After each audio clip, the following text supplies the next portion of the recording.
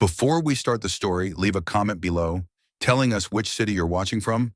Subscribe our channel and enjoy the story. The Seattle rain fell relentlessly, cold droplets pounding against the rickety awning of the old bus stop on the city's outskirts. Callie Monroe, 26, sat hunched on a rotting wooden bench, her tattered yellow raincoat clinging to her gaunt frame. Her hands gripped a plastic bag holding a few aluminum cans she'd scavenged that day, her meager lifeline since her stepmother kicked her out after her father's death. "If I can survive this rain, I must be a superhero," she muttered, brushing wet hair from her face, trying to hold on to a shred of humor amid the biting cold. Not far off, a sleek black Tesla sped through the downpour, its headlights dim in the fog. Graham Westwood, 33, sat behind the wheel, eyes fixed on his phone. A call from his mother, Evelyn, nagging him about skipping a family dinner. "Mom, I'm busy. The company doesn't run itself," he snapped, his voice icy, every bit the CEO of Westwood Tech. But in one distracted second, the tires skidded on the wet road, and a crash echoed as the car slammed into a lamppost. Graham's head hit the steering wheel, his consciousness fading. Callie jolted at the sound, darting out from the bus stop, her raincoat flapping like a torn tarp. She spotted Graham slumped in the car, the window shattered, blood trickling from his forehead. Without hesitation, she yanked the door open and dragged him out, her hands trembling but determined. "Hey, mister, don't die on me in this rain." She laid him on the sidewalk and pulled her battered old phone from her pocket, dialing 911. "There's an accident on 520. Hurry, he's not waking up." Rain soaked through her clothes, but she stayed, shielding Graham with her ripped raincoat. The ambulance arrived and a paramedic asked, "Who are you to him?" Callie hesitated, watching Graham being loaded onto a stretcher, then blurted, I'm his wife." Her face flushed as she thought, "Oh God, what did I just say?" But the paramedic nodded, letting her climb aboard. At Swedish Hospital in downtown Seattle, Callie sat by Graham's bedside, still clutching her drenched raincoat. She studied him, handsome in a cold way, his expensive suit now crumpled, and whispered, "I don't know who you are, but I couldn't let you wake up alone. My dad was lonely enough when he died." A nurse stepped in, asking again, "You're sure you're his wife?" "Only family can stay." Callie nodded vigorously, forcing a casual tone. "Absolutely, I'm Callie Westwood." Internally, she cringed. "Callie Westwood? Sounds like a cheap movie character." But the nurse bought it, leaving her there. She sank into a chair, watching the unconscious Graham, muttering, "If you wake up and demand a divorce, I'm toast." Outside, Seattle's rain kept falling, its patter blending with Graham's faint breathing. Callie had no idea that under that storm, she'd just pulled a millionaire back from the brink, and that they were both about to stumble into a story neither could have imagined. The Seattle rain pattered steadily against the hospital room window at Swedish, but inside, Callie Monroe turned the sterile space into a small pocket of warmth, armed only with a plastic-covered waiting chair and her tattered raincoat. Graham Westwood lay unconscious on the bed, a white bandage wrapped around his head, the heart monitor beeping rhythmically. Callie sat beside him, knees tucked up, clutching her plastic bag now holding just a few crumpled aluminum cans. She glanced at him and muttered, "If you don't wake up, I'm out of luck. Playing wife for nothing. What a dumb move." Over the next 7 days, Callie didn't leave the hospital. She slept on the chair, head slumped on the armrest, using her raincoat as a pillow. A nurse, taking pity, offered her a thin blanket, but she waved it off. "I'm fine. Save it for him." She talked to the unconscious Graham like an old friend, sharing stories about her dad. He loved the rain, said it slowed everything down. "Me, I hate it. It reminds me of when he died, with no one there." Her voice trailed off, but she forced a smile.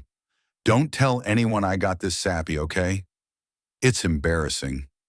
On the 4th day, the doctor said Graham needed a special painkiller not covered by insurance, expensive and only available out of pocket. Without a word, Callie slipped out of the hospital and headed to a pawn shop near Pike Place Market. She handed over her silver necklace, her mother's last keepsake, to the shop owner. "Whatever you'll give, I need cash fast." With $200 in hand, she returned, paid for the meds, and told the nurse, "Don't tell him, I don't want him thinking I'm some hero. Back at Graham's side, she whispered, consider this payback for not dying on me. By the seventh day, Graham stirred. He opened his eyes, head throbbing, taking in the stark white room. Then he saw Callie, hair a mess, yellow raincoat crumpled, dozing on the chair with the blanket slipped to the floor. Who are you? He rasped. Callie jolted awake, brushing hair from her face with an awkward grin. I'm Callie, your wife. Temporarily, don't freak out. Graham frowned, straining to recall. Wife? I don't remember getting married. Callie flushed, waving her hands. Kidding. I pulled you from your car last week and pretended to be your wife to stay here. Don't sue me, okay? Graham studied her, from her soggy sneakers to her earnest eyes. Then, unexpectedly, let out a faint smile, the first in years not meant for show. You're weird, he said, but thanks. I don't like waking up alone. Callie shrugged. I don't like leaving people lonely. Personal experience. They sat in silence for a moment, but the air between them softened, as if the rain outside had eased just a little. A doctor entered, explaining Graham needed 2 weeks of rest at home due to a mild concussion. He glanced at Callie, who'd stayed by his side for 7 days without asking for anything, and said, You don't have a place to stay, do you? Callie froze, about to deny it, but he cut in. I've seen you sleeping on that chair with that raincoat. Come to my place, look after me for 2 weeks, and I'll give you a roof and some cash to start over. Callie's eyes widened. Your place? I'm no pro nanny. Graham smirked. I'm no easy patient either, but you pulled me out of the rain. I trust you. Callie hesitated, staring at him. His cold features softened by an oddly warm gaze. She nodded. Fine, but if you make me scrub floors by hand, I'm out. Graham chuckled softly. No chance of that, my temporary wife.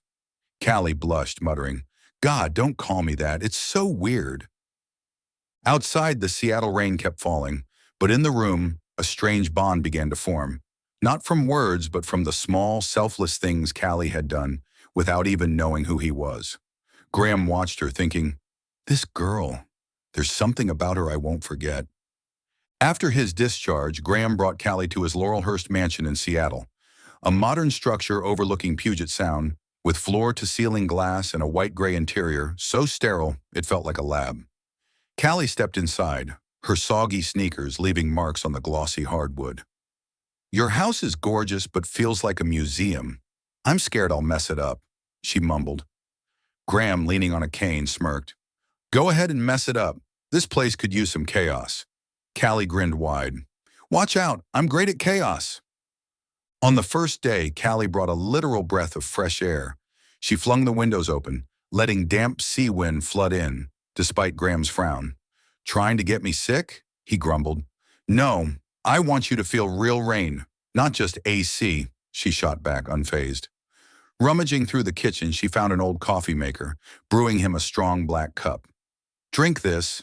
Stop living like a robot, she said, setting it down. Graham took a sip, surprised. Where'd you learn to make this? Callie shrugged. My dad taught me. He said coffee's a friend for rainy days.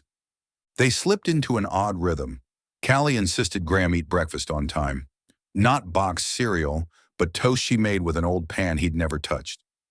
His first attempt ended with 3 burnt slices and smoke triggering the fire alarm. Callie rushed in, towel in hand, laughing. A CEO like this?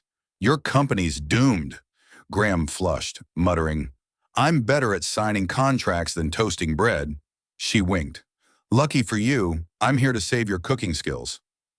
One day Graham's back ached from an old injury. Callie dragged him to the living room, spreading her tattered rug on the floor. Yoga with me, no arguing. Graham scowled.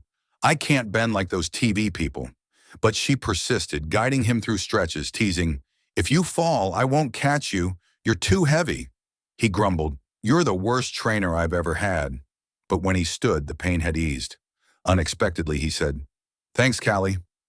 I'm not used to anyone caring like this.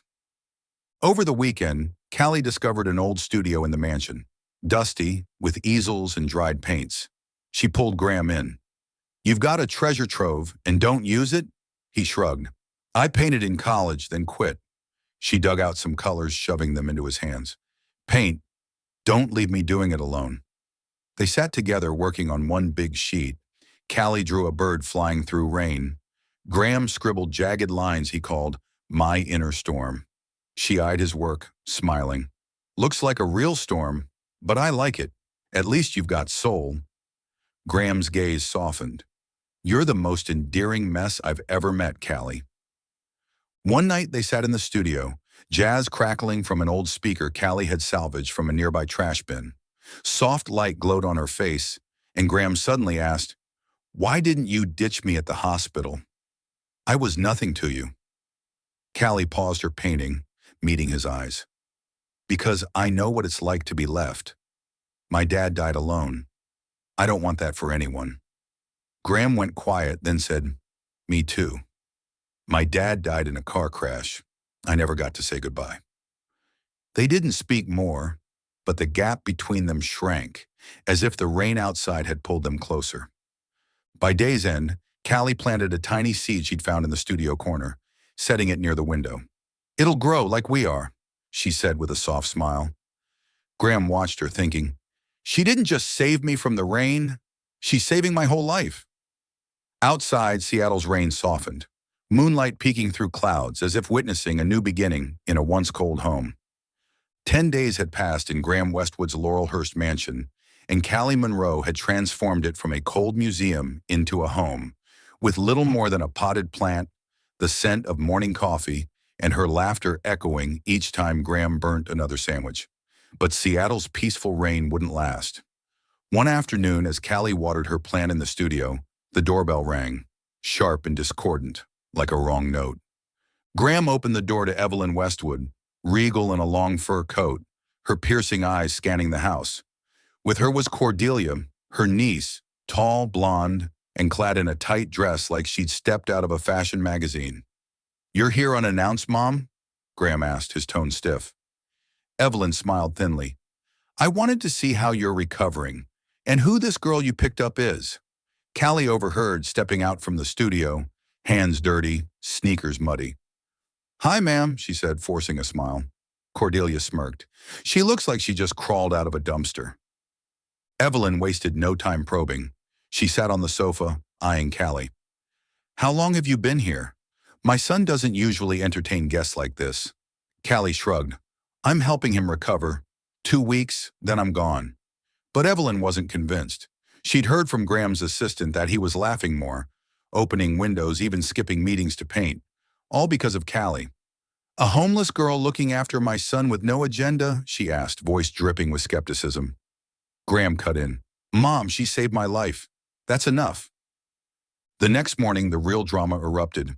Evelyn had hired a man posing as a cop, uniform, badge and all, to show up at the mansion, claiming to investigate a theft.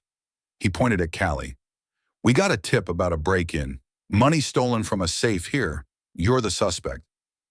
Callie froze, hands trembling. I didn't take anything. I don't even know there's a safe. Evelyn stepped forward, holding a stack of cash she'd found in Callie's plastic bag. What's this then? Planning to scam my son? Graham stood between them, glancing from his mother to Callie, his eyes wavering. Callie turned to Graham, voice breaking. Do you believe me? I stayed for you, not money or anything else. Graham hesitated, just a second, but it shattered her. I don't know, Callie, he said quietly. I don't want to believe it, but... She cut him off, tears streaming. You don't know? Then I'm done. I don't need pity. She grabbed her tattered raincoat and muddy sneakers, storming out the door as Seattle's rain fell again, threatening to swallow her whole. Graham stood rooted, gripping his cane, his mind a mess. Evelyn patted his shoulder. I did this for you, Graham. You can't keep someone like her here. But before she could say more, the longtime Westwood butler, Henry, entered, holding a phone. You should see this, ma'am, he said, calm but firm. He played a security video. Evelyn sneaking into the guest room where Callie kept her things, planting the cash in her bag that morning. Graham stared at the screen, paling. Mom, what did you do? Evelyn blanched, stammering. I was just testing her. But Graham didn't listen. He turned to Henry. Thank you. Then to his mother. Go home, Mom. I need space. Evelyn opened her mouth, but Graham's icy glare, colder than ever, silenced her. She dragged Cordelia out, leaving the mansion in stillness. Graham sank onto the sofa, head in hands. Callie's tear-streaked face in the rain haunted him. He muttered, I lost her, over one stupid moment of doubt. Outside, Seattle's rain pounded harder, as if blaming him for letting the one who pulled him from a storm walk away into another. After Evelyn and Cordelia left the mansion, Graham Westwood sat alone in the living room, the dim light casting shadows on his face. No longer cold, but etched with regret. The video from Henry, the butler, replayed in his mind. His mother had framed Callie, and he'd let her go over a moment of doubt. Outside, Seattle's rain fell harder, as if trying to wash away his mistake. Graham stood, grabbed his coat, and muttered, I have to find her. I can't let the rain take her again. Callie, meanwhile, huddled under the awning of the old bus stop where she'd once saved Graham. Her tattered raincoat failed to shield her, water seeping through her sneakers, her hands trembling from the cold. Clutching an empty plastic bag, she thought of her dad. I'm alone again, Dad, but I don't regret saving him. Tears mingled with rain, yet she smiled faintly. At least he has a home to go back to. Graham drove through the downpour, eyes scouring Seattle's outskirts. When he spotted her small figure at the bus stop, his heart raced. He parked, stepped out, rain soaking his expensive coat. Callie, he called, voice hoarse against the wind. She looked up, stunned. What are you doing here? I thought you... Graham cut her off, rushing forward and kneeling before her. I'm sorry. I shouldn't have doubted you. My mom was wrong, but I was worse for not trusting you instantly. Callie met his gaze, rain streaking her face, voice thick. I don't blame you. I know how much family matters. My dad was everything to me. Graham took her hands, his cold yet oddly warm. Mom wasn't wrong to protect me, but I can't forgive how she hurt you. I sent her home, not to cut ties, but to show her I need to choose my own life. Callie smiled weakly. You didn't have to do that for me. Graham pulled her up, rain falling around them like a silver curtain.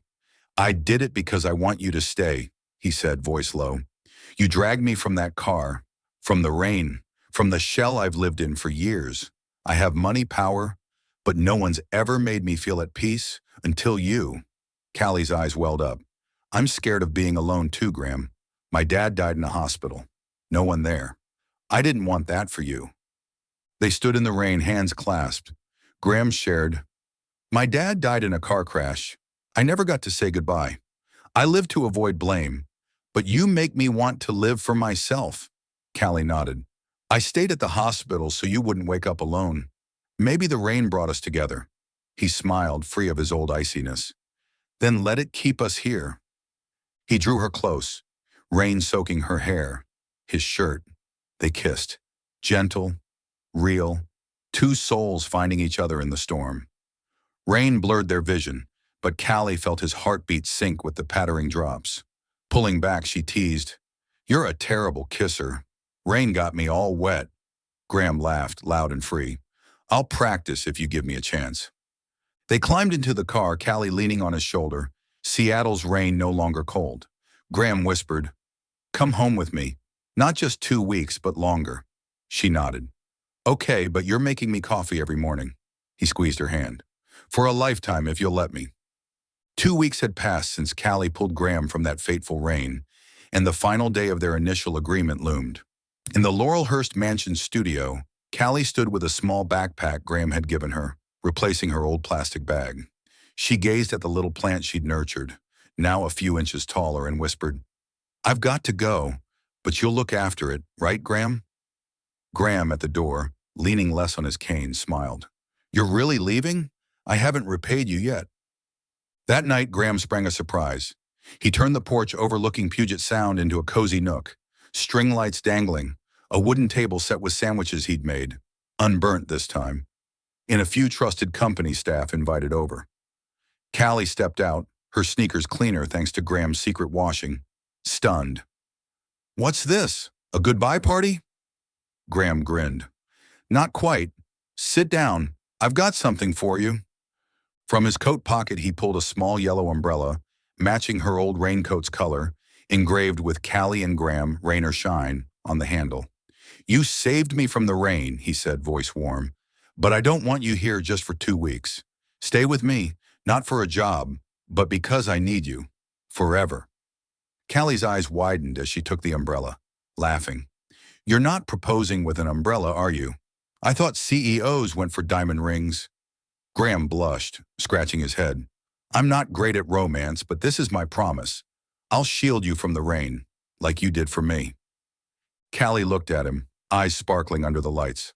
I'll stay, she said, but you've got to work on those sandwiches. They're still a bit dry. Laughter erupted around the table as Graham pulled her into a hug. A lifetime's fine. I'll practice for you. They sat, hands clasped, watching Seattle's rain fall gently beyond the porch. His staff clapped, one joking. If the boss can make sandwiches, we want lessons too. In the final scene, Callie and Graham stood on the porch, the yellow umbrella open above them. Rain pattered down, no longer cold. Callie leaned into his shoulder. I used to hate rain, but now it's beautiful. It brought me you. Graham kissed her forehead. And you to me. Rain's not our enemy anymore. They lingered there, under soft lights and the sound of waves from the bay. A new family born from rainy days once thought endless. What did you think of Callie and Graham's story? Share your thoughts in the comments below.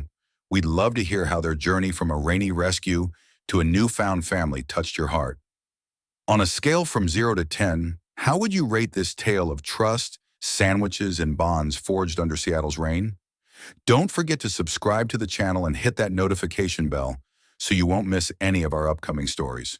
And while you're here, take a moment to explore more heartfelt tales.